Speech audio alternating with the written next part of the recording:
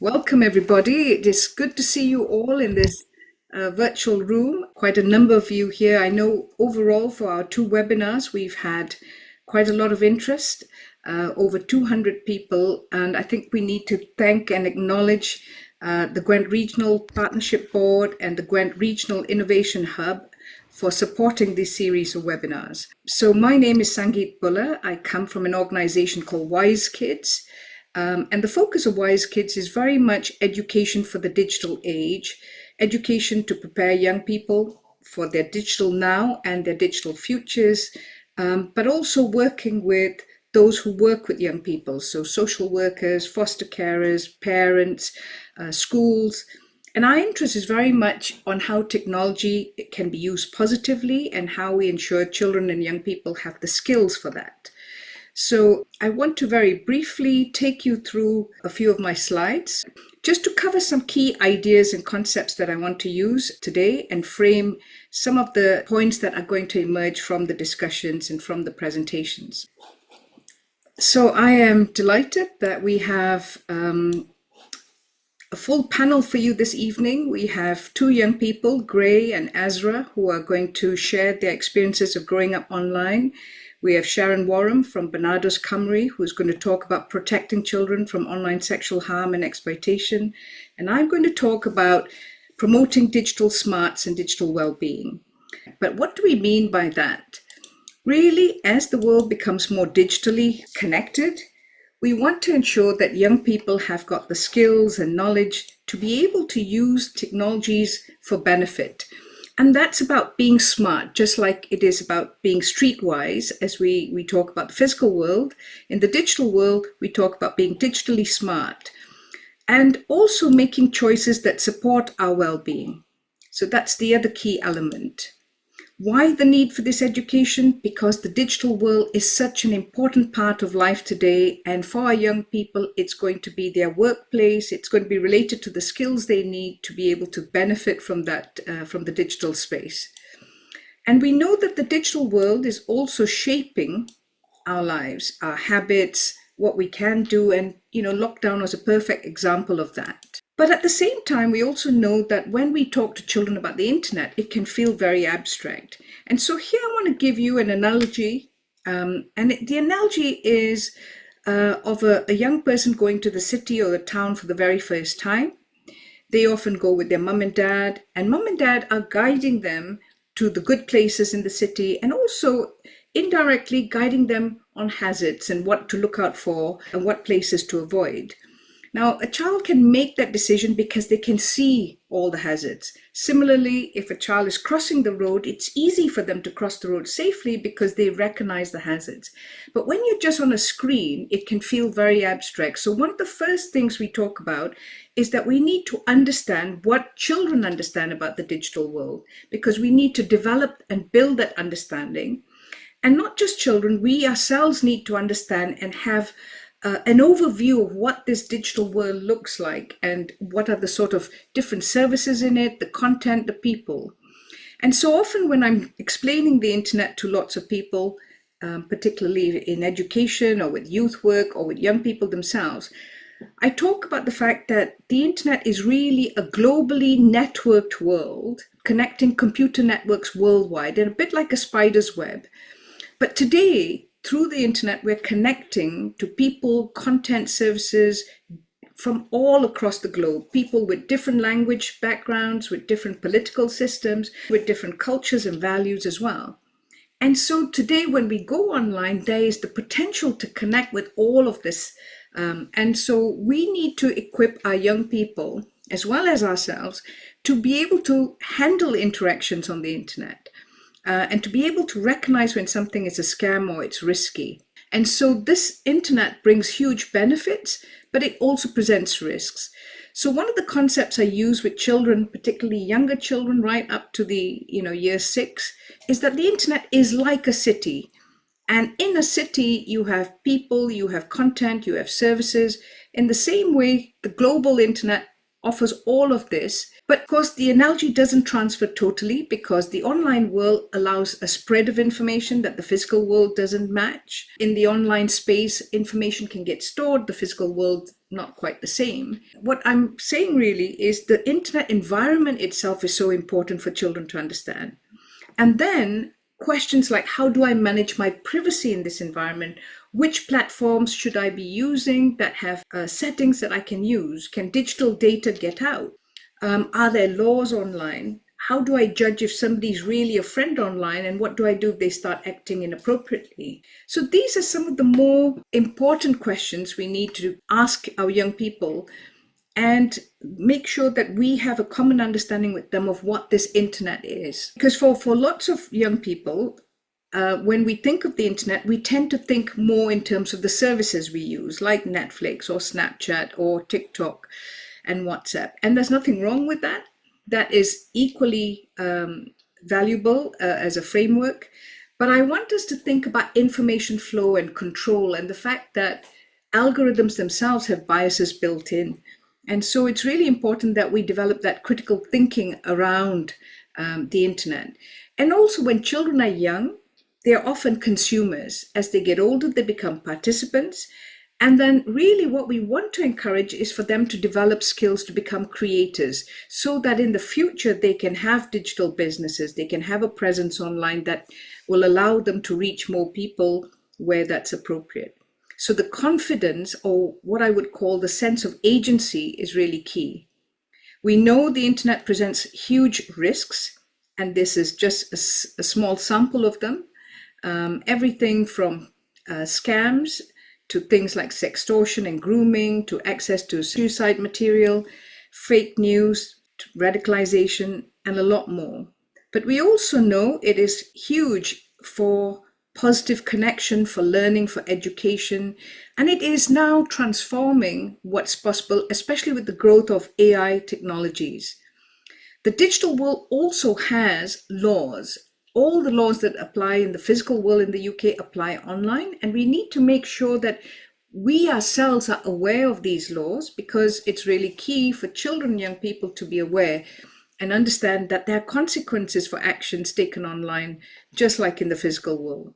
So we started seeing a huge change around the end of 2022, and the major change was basically the availability of something called generative AI. So these are AI technologies that are available to the public now that allows us to do things much more effectively. So ChatGPT is an example of generative AI. So it's a search tool that you can use that has been trained to think and act like a human. And it can design you courses, it can write you essays, it can do a whole bunch of things.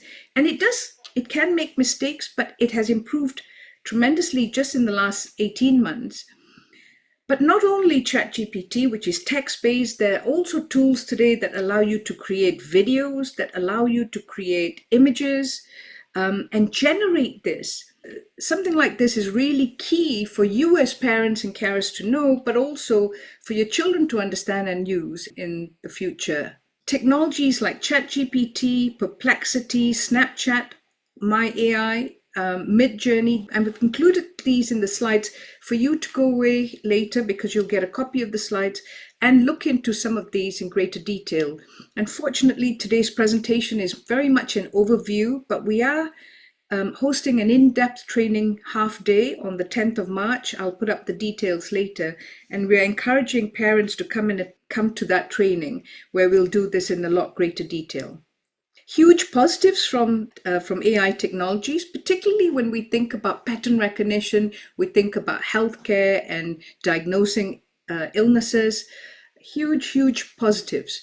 But AI doesn't come without challenges. And some of those challenges are things like deepfakes, the fact that people's voices, for example, can be cloned today very easily. That happened to Sadiq Khan, and he actually had to come out and make a public statement because, it wasn't his voice, but clearly he gives a lot of speeches in the public. Someone had just used his voice sample to generate a false recording saying he'd said some not very nice things. So today, the fact that you have AI technologies which can bring huge benefits, but huge challenge, means we need to think differently about the skills our children need.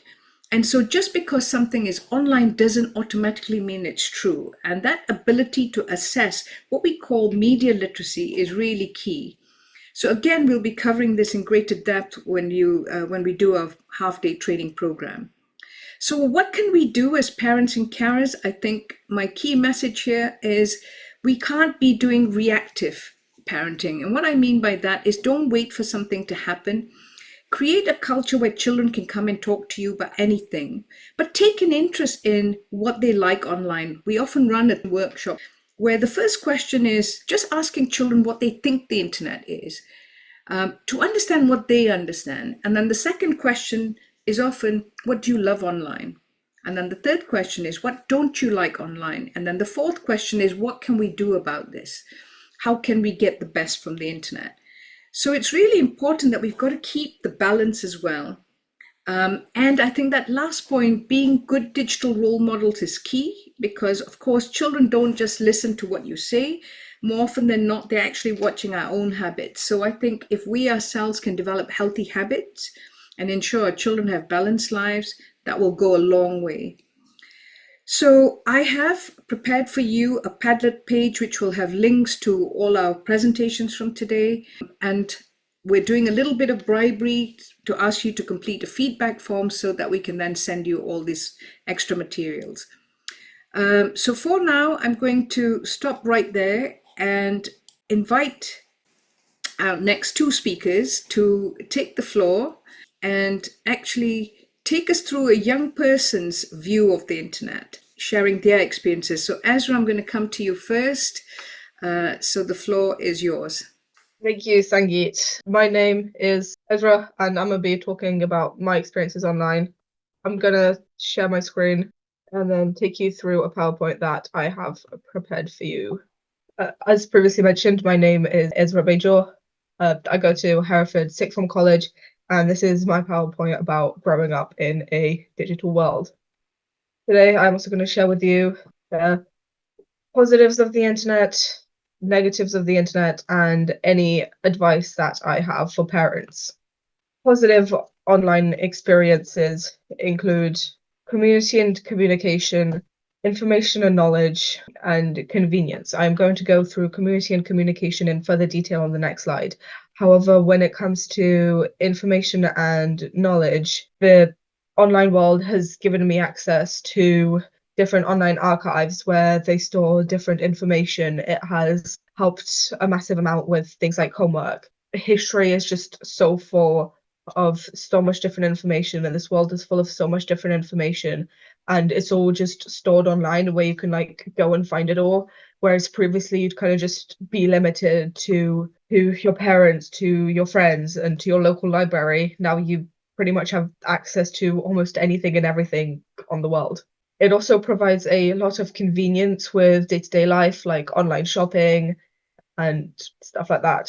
When it comes to community and communication, I'm going to be sharing my experiences, and a big part of being online is having all of these different chatting platforms where you can talk with different people pretty much all over the world, through things like Instagram. During lockdown, one that I found myself often using was Discord.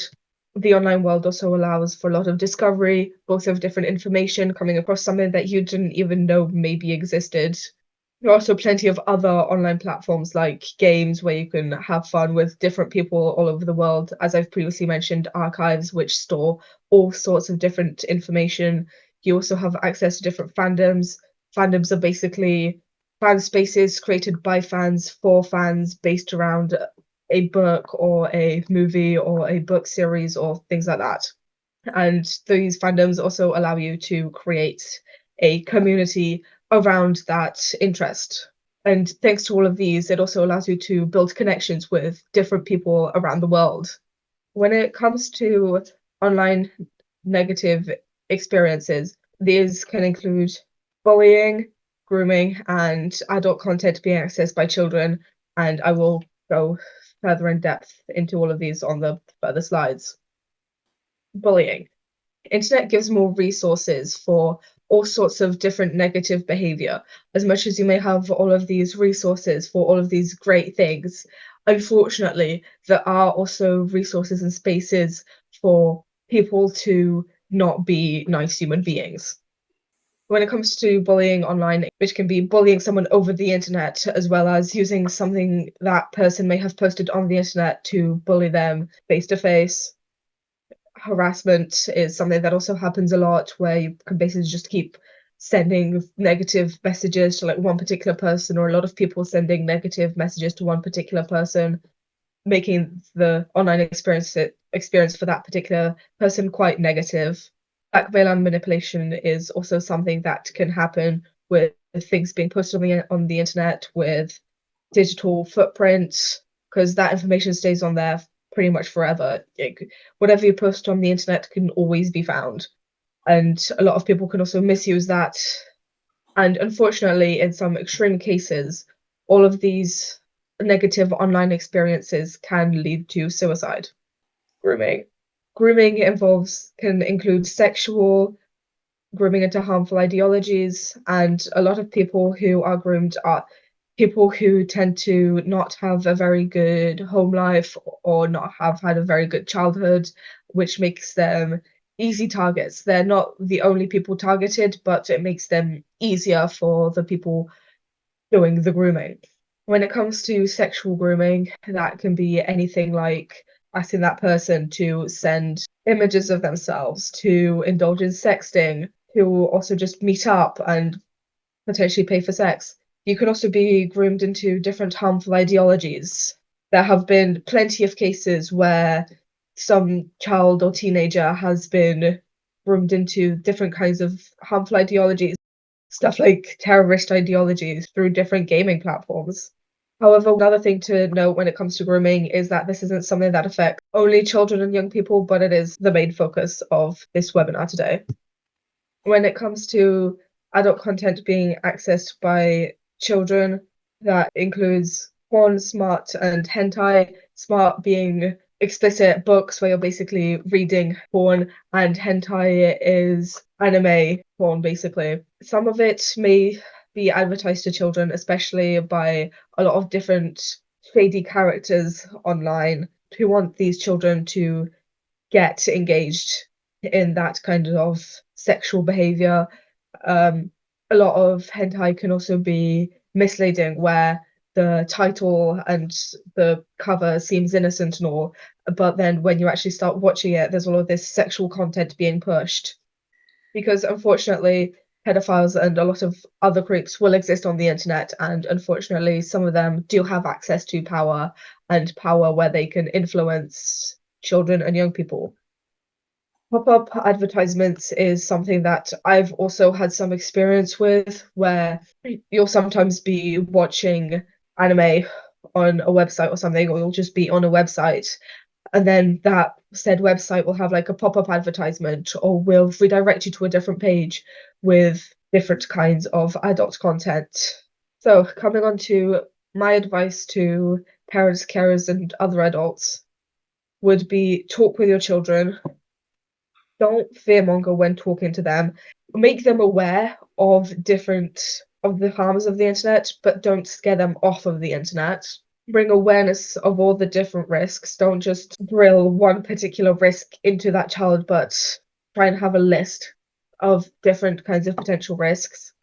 Build trust with that child as well, so that if something does happen to them online, they can feel safe coming to you and talking to them about it, because a lot of the time, some of the bad experiences that happen online can be quite traumatic.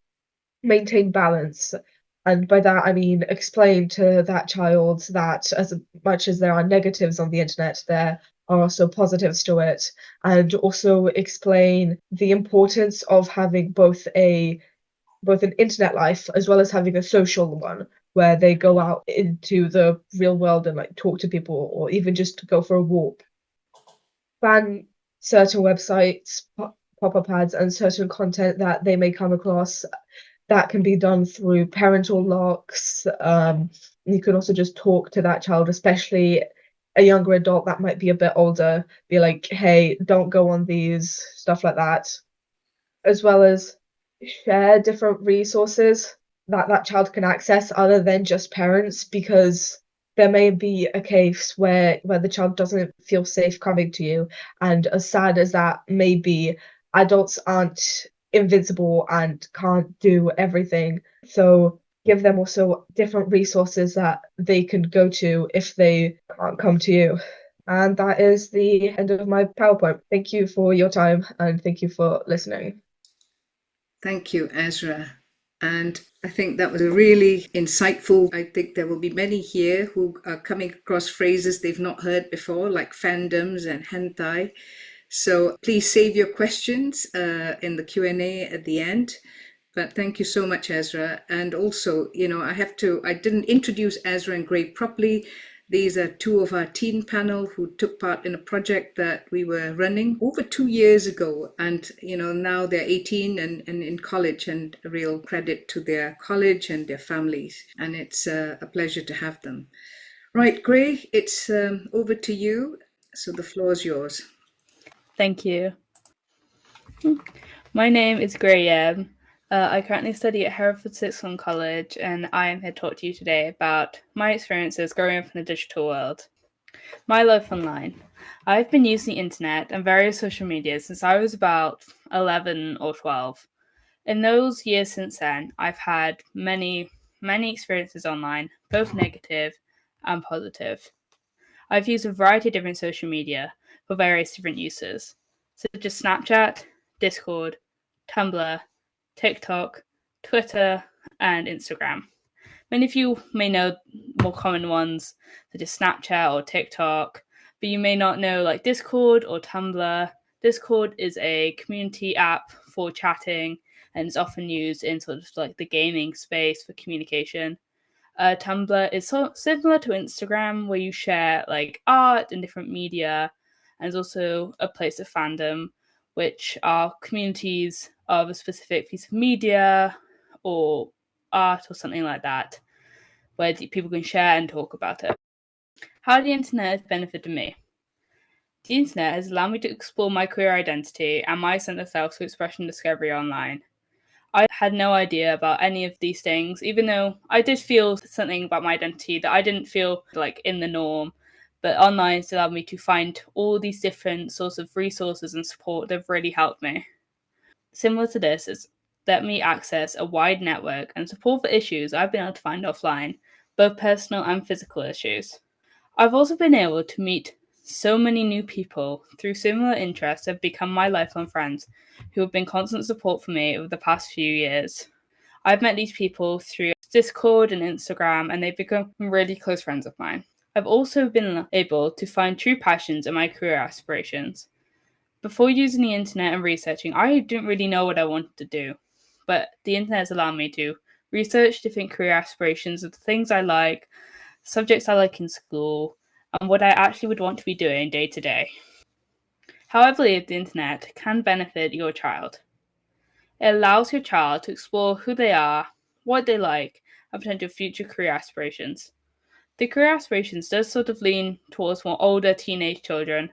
However, it can still apply to younger children who can just use the time to explore things, and that could spread inspirational throughout their teen years until they're an adult.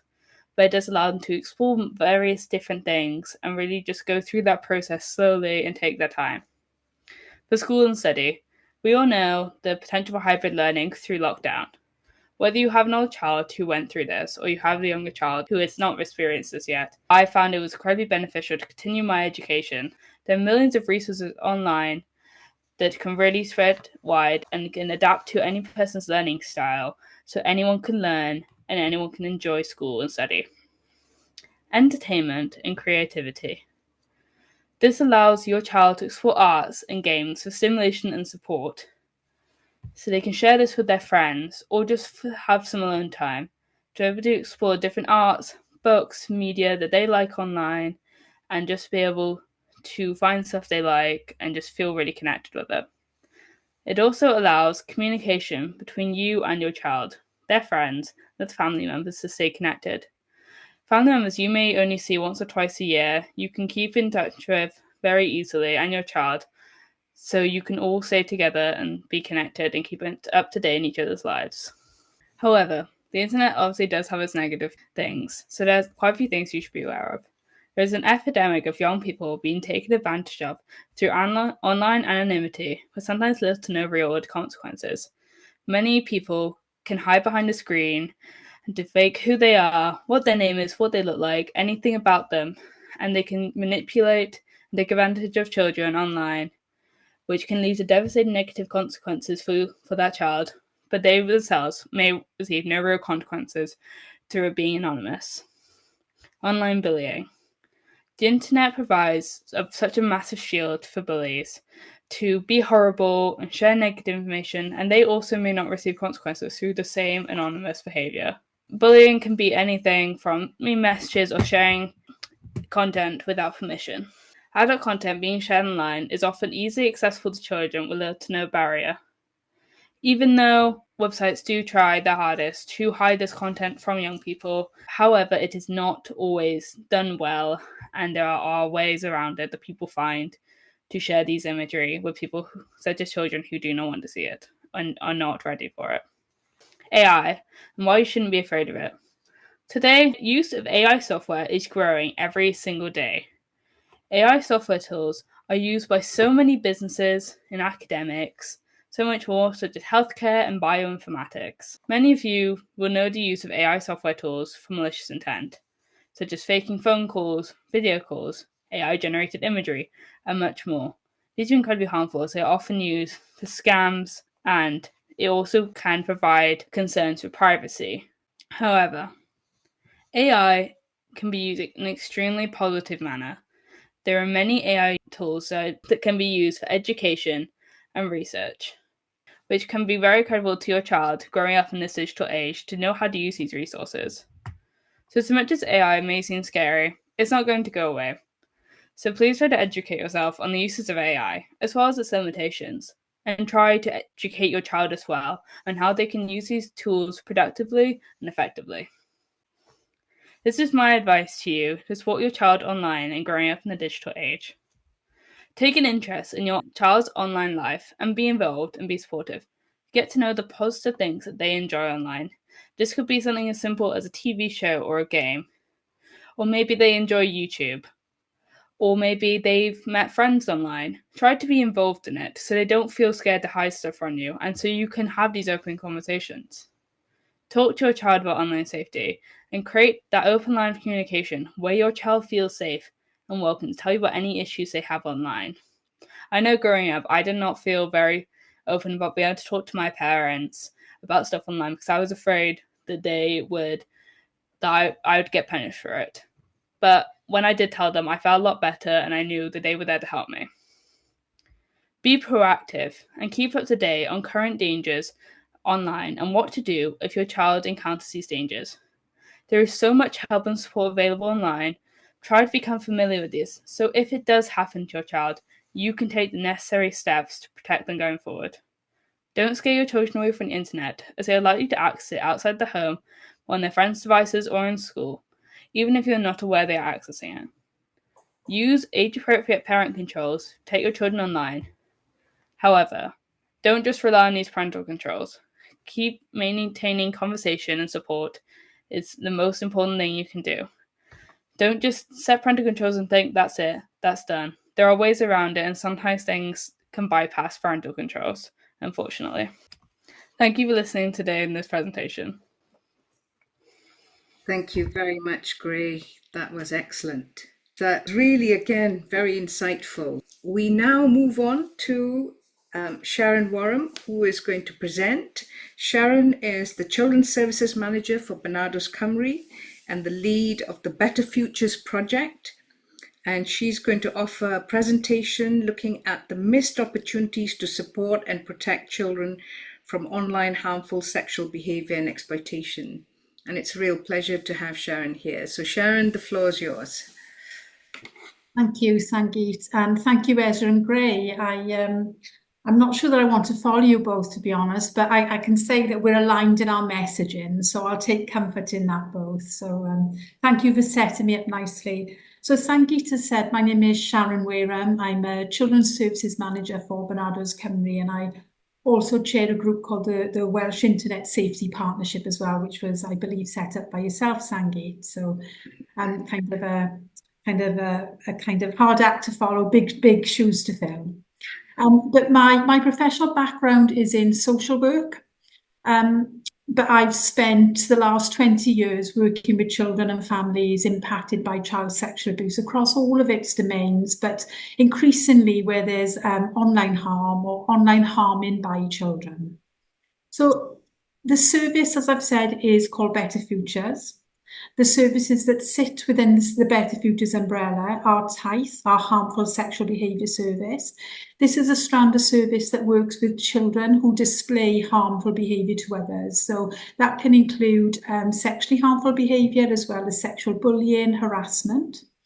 We also work with children under our SERAF strand of service, and that strand of service supports children where they have come to harm, sexual harm, again through sexual abuse, exploitation, sexual harassment, peer abuse, etc.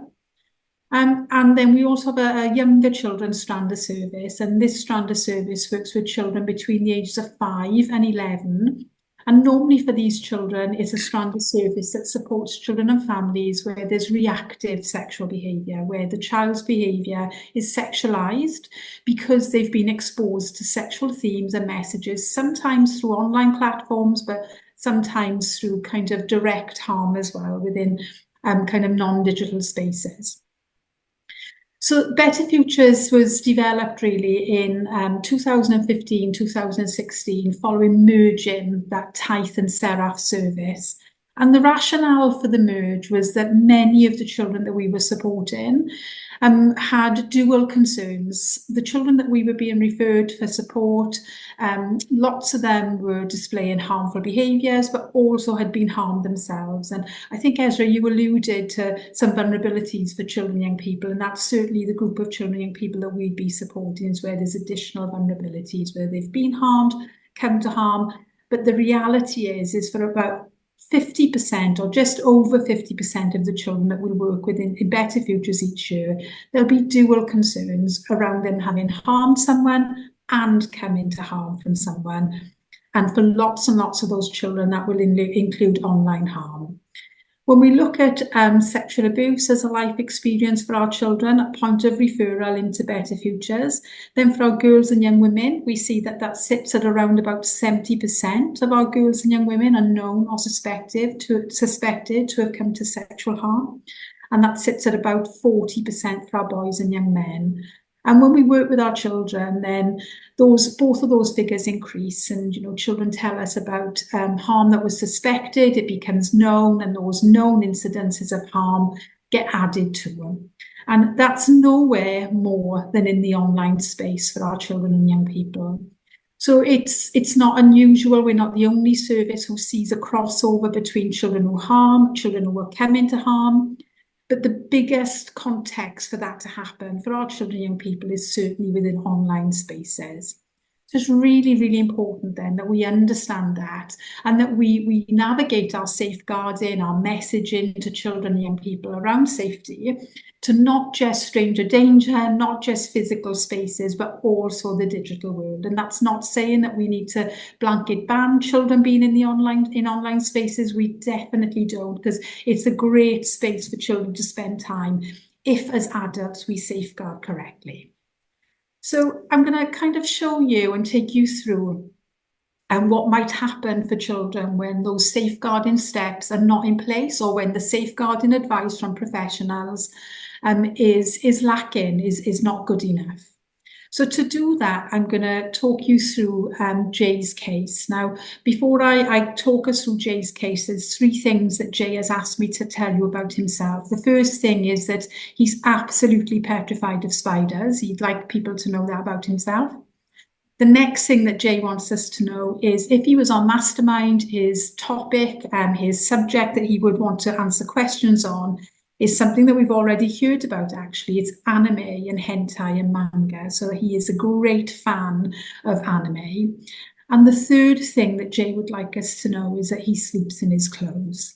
Now, those things will become clearer as we go through Jay's case. So when I meet Jay, Jay is 15 years old, but when we meet Jay, it's because things have gone wrong for Jay, and things have gone wrong for Jay in an online space.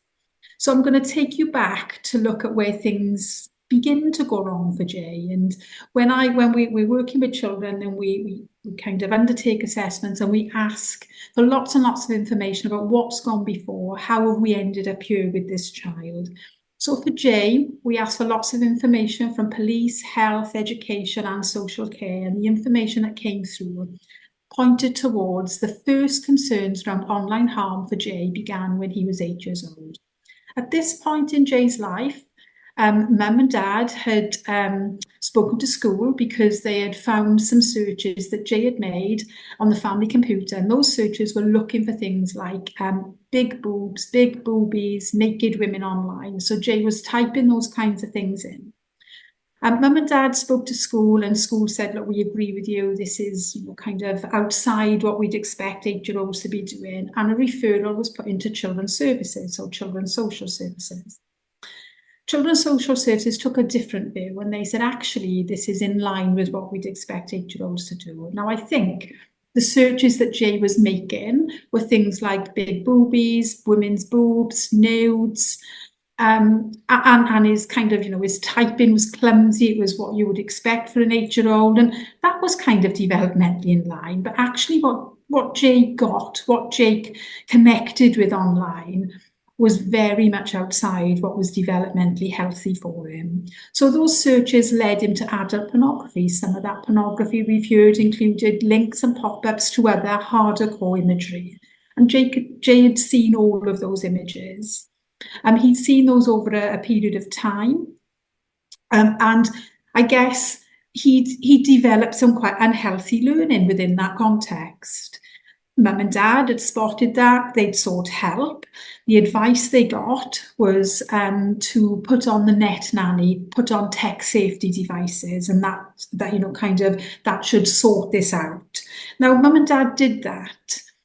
And I guess kind of that advice was not bad. It's good advice to give, but where the advice was lacking was what Ezra and Gray have just spoken to us very eloquently about, was nobody spoke to Jay.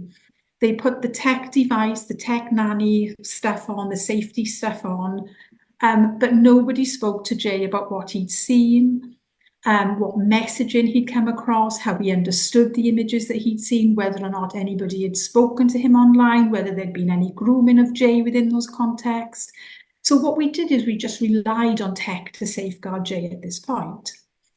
In terms of some of the things that were going on for Jay at this point, then we can see that his parents were separated. Mum and Dad kind of got on, but they were separated. When we spoke to Jay said that even at this point in his life, he felt that he was different. Mum and Dad had separated. They both parented him well, but that they both had separate lives. And Jay kind of felt like he didn't know where he fitted in his new families. Dad had moved on, he'd had another child, and Mum, Mum and Dad's parenting style was also quite different. Other things that Jay really enjoyed about being online at this age was gaming. He loved Roblox, he loved to play that. The other things for Jay was that he was a child. He's a really cool kid, actually, Jay.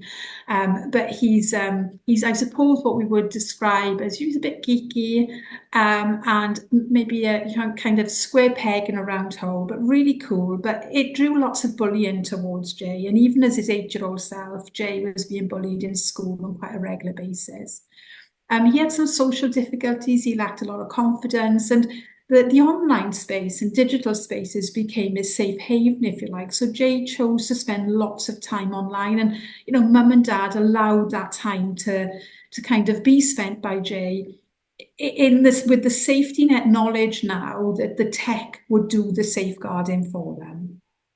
And the stuff around tics and aggressive behaviour there, the aggressive behaviour is mainly related to Jay retaliating to incidents of bullying, and the tics were related to anxiety. And Jay's, when he was anxious, then he developed some ticking. And then we meet Jay at 11. So this is the next point in the information that comes through where we see some concerns for Jay and the online or digital spaces. And at this point, Jay is using Omegle quite frequently. For those who are not familiar with Omegle, this is a site that I can see Ezra smiling. This is a site that is hugely associated with bullying and also sexual stuff as well. Okay, so not the space where we'd want children to spend time online, and certainly not kind of unsupervised. But Jay spent lots of time on Omegle. It's a kind of chat platform. It's a live chat platform with kind of video options as well. At this point, Jay was residing with his grandparents, and his relationship with his dad had become quite strained. And I guess kind of he continued to be socially isolated and continued to experience some difficulties at school, and more of his social time was spent online. So within this context, his grandparents find some images on Jay's laptop that are indecent. So they ring children's services or social services, and they say, "We've found some images, we're very worried about what we find."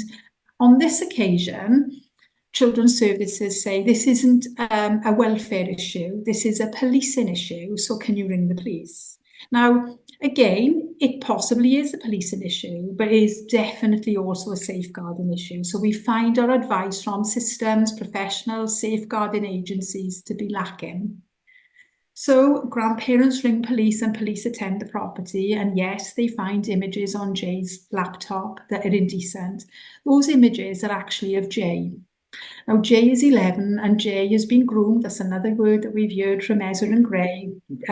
Jay has been groomed into sending images of himself to adults within online spaces.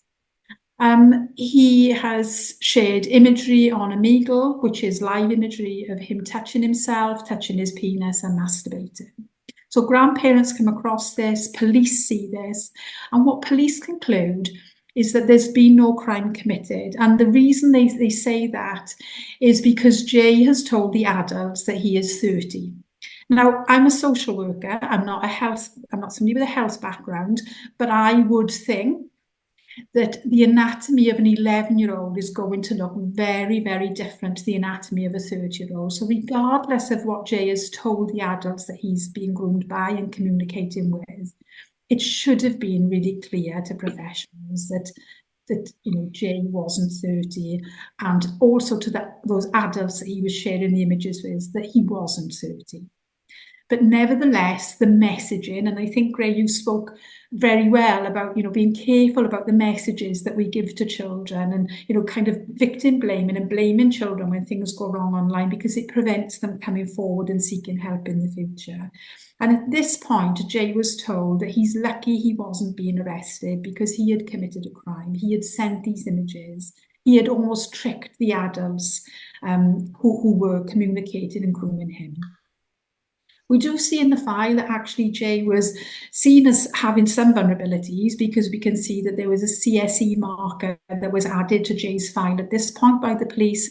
But alongside that, he was noted as having an unhealthy interest in pornography.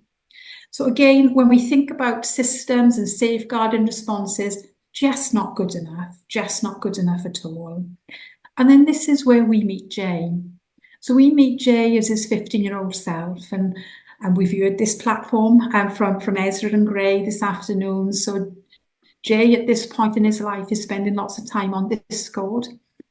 Jay very much is a big fandom. He is a fan of fan art linked to anime and manga.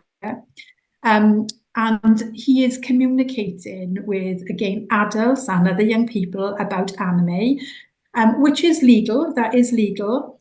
However, as Grace spoke about kind of earlier, then a lot of the content on anime can be depicting illegal imagery as well as legal imagery. So when Jay was communicating with adults online, he would send content that was anime, manga. That was kind of his passion, still is his passion. but within that came down some illegal imagery. Now, the anime imagery that was illegal was actually legal in Japan, which was the country of origin, but illegal in the UK, which is where Jay was doing it. So, kind of going back to Sangeet's earlier slides around, this is World Wide Web. So we have to think about not just laws in the UK and behaviour in the UK, but worldwide, and talk to children about that as well. But kind of within those imagery, there was kind of images, anime images that were illegal. They were what we called pseudo-pornography. So they were imagery that were cartoon in nature, but definitely were depicting abuse of children. And there were also some kind of actual child abuse imagery within that as well. So Jay is arrested. He is, and how that arrest happens, his IP address is picked up by CEOP and the National Crime Agency. There is a knock on his door at 6 o'clock in the morning, actually. So it's almost like a dawn raid. There's a knock on his door where police kind of arrest Jay. Initially, they arrest the wrong child. They arrest his brother. And they find out that they've arrested the wrong child. So then they move into Jay's bedroom where they arrest Jay. And this is the reason that Jay sleeps in his clothes. It's because Jay was sleeping in the nude, which he's allowed to do. There's nothing wrong with that. But he was dragged out of bed. He was traumatized, hugely traumatized by the systems that should be safeguarding him. So he was arrested. He was placed on police bail. He was excluded from school because his bail conditions meant that even though he was 15, Jay couldn't have any contact with anybody under the age of 16, which meant he couldn't attend school. Hugely disruptive for Jay in his final year, his year prior to his GCSEs. This is within a COVID context as well. So, in terms of his education, things really falling apart for him. Eventually, Jay is convicted of a sexual offence. He's given a referral order, a 9-month referral order, and part of that is that he needs then to come and work with our service with better features. And I'm not condoning the imagery that Jay saw, that Jay looked at, but there is a context here where we missed safeguarding of Jay. We missed healthy messaging to Jay and his parents that ultimately failed and resulted in Jay being a victim of sexual abuse but not getting support as a victim of sexual abuse, not until the point that he was then seen as a perpetrator of sexual harm. So I think it's such an important thing for us that we think about what is healthy child sexual development online, what is healthy development online, what messages do we give, how do we understand this, how do we promote healthy behaviour and healthy development in online spaces. But also, how do we make sure that we are using what I would say is developmental approaches to online safeguarding. At 8, using tech nanny, tech safety to safeguard Jay was not the answer. It was part of the answer, but as Ezra and Gray have already spoken about, it was about sitting with Jay. It was about talking to Jay about what he liked online, what he enjoyed online, as well as what harmful content could be accessed online. It was about exploring what he'd already seen. It was about rebalancing what he'd seen and setting him off on a much more healthy trajectory. Now, anybody who knows me will know that I'm really big on children's rights, and one of the rights that I'm really big at is that children should be able to access the online or digital spaces and have their rights upheld in those spaces. And however much we might want to stop children being in online spaces, we're not. It is there. We cannot stop the tide. And maybe no should we, but what we do have to do is we have to work with our children, young people. We have to work with our parents, and we have to work with professionals to better understand what children are doing online, what they enjoy online, and also how we can protect them in those spaces. We can't keep target hardening children, although that is part of how we safeguard children, by raising awareness, educating. But we also have to educate ourselves as parents and professionals as well. I'm going to finish with this slide, Sangeet, just because I'm conscious of time. Unless you tell me carry on, I will finish on this slide. And I'm just going to kind of end really by reminding ourselves that children are vulnerable on and offline because they're children. When we take children to the big city, as Sangeet said, we don't just drop them off and leave them to it. We talk about the pitfalls, we talk about the good things, we tell them about the areas to avoid, we tell them about people to avoid and what to do if they find themselves in bother. And we need to do that around the online and digital spaces as well. These are some of the things that will increase a child's vulnerability online, and some of these were certainly there for Jay. And I'm going to end with that thought that for me, the internet doesn't make children more vulnerable, not if we make sure we're taking the right steps to raise awareness and safeguard them, but it does and might make already vulnerable children more accessible. And I think that's where we got to with Jay. You know, Jay loved the online space. He was getting lots of his needs met in the online spaces that he was spending time in. More so than he was getting in physical spaces, actually, at those points. But he was a vulnerable child, and that did make Jay much more likely to be targeted and harmed. So I'm going to hold it there, Sangeet, and stop sharing my slides. Thank you very much, Sharron. Hopefully, it just gives us a context of how, you know, how us as professionals can make things worse, not better sometimes as well. Yeah, and, you know, I think that's a really compelling case study to learn from with so many valuable points. So thank you so much. It's a real pleasure to have had that input from you, Shar. Okay, everyone. So I am conscious. I want to give the floor over to you to ask questions. If you go into the chat, if you type up a question, it will show up on my screen and I will read them out then. So if I give you a minute to do that, so go to the chat on the screen at the bottom and type in your questions there. I'll give you a moment to do that. Thank you, Carla. So comment here, completely informative from the speakers, and kudos to Ezra and Gray. Thank you, and that's a comment. Thank you, Claire. So another comment for you both. Gray and Ezra, having worked in a previous role with young people 16 to 24, I really appreciate the presentations from both Ezra and Gray. Very inspirational to get up and share that with everyone so well. And I can only second that. I think that's true. Thank you, Sarah. Again, another commendation for you both, Ezra and Gray. I think one of the things, the reason Wise Kids, my organization, is called Wise Kids and not Safe Kids, is very much because I feel that we do need to listen to young people and to center our approaches in ways that really include them, and not in a top-down way, but in a bottom-up way, so that we listen and understand what young people understand, because the online world is the real world. And it's an amazing world, but also a challenging world.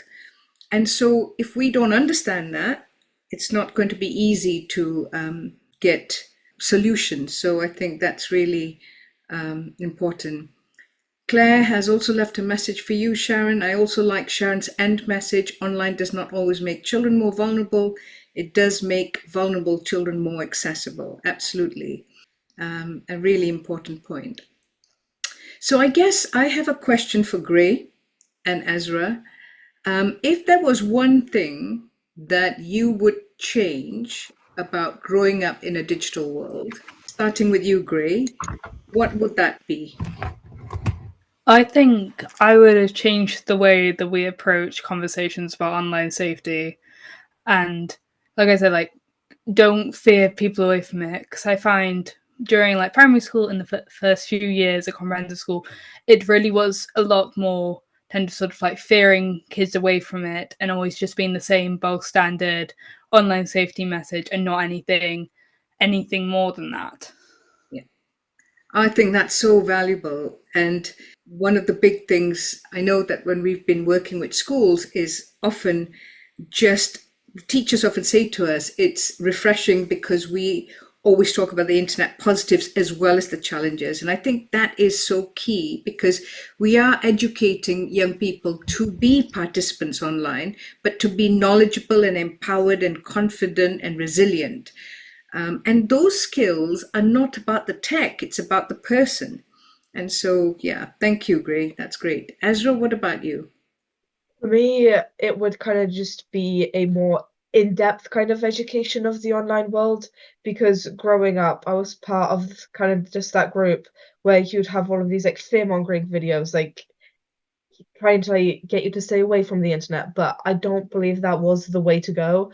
I believe those videos should have been like teach young children more how to navigate the online world, adults actually coming in and talking to those children about how to navigate the online world, again, both positives and negatives, rather than just a 5-minute video fear-mongering children.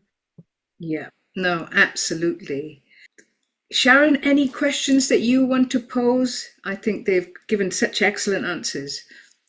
Definitely, and no questions really. Just to say again, thank you, Ezra and Gray. I found it really insightful and also reassuring that, kind of, I think we're giving the same message as you're giving, guys, which is reassuring for me that, the internet is a wonderful place for children to spend time. There are so many positives.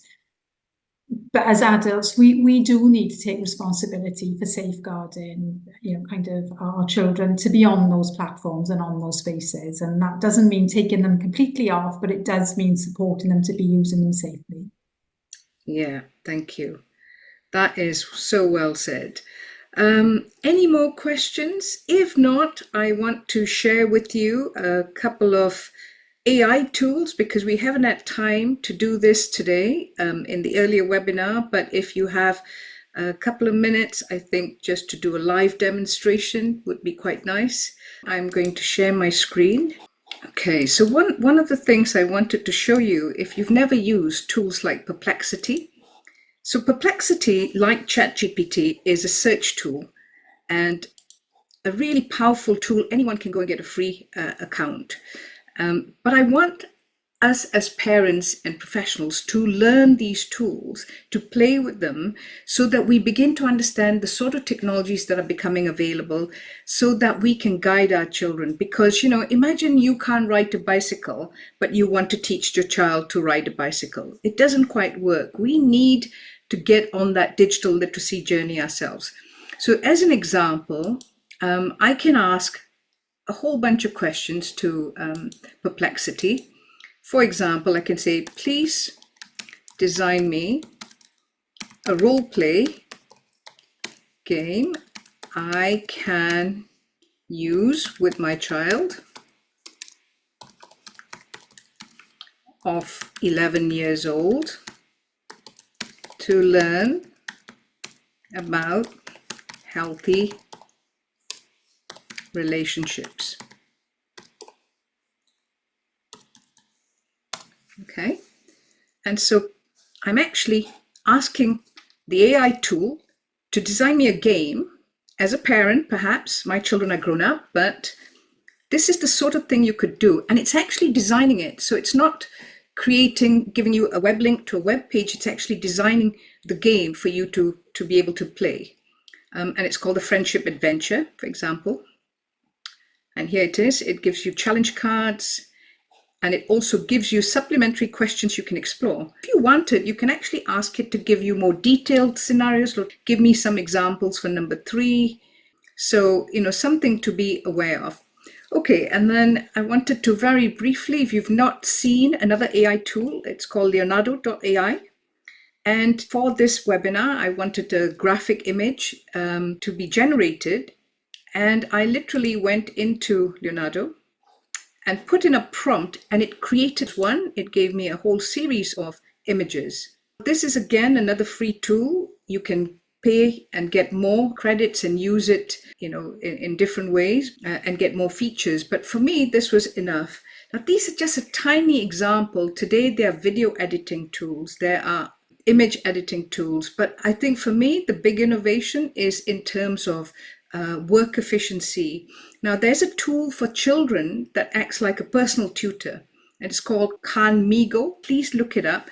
So this AI, for example, if your child is stuck on maths, it can actually analyze what the child is stuck with and provide help for that particular stage of their learning of that maths problem. So that's, again, just to give you an example. I am conscious of time. I don't want to keep you for longer than we need to. So I want to finish by just highlighting today 2 links that I want you to be aware of. The first link is to the feedback for our webinar today.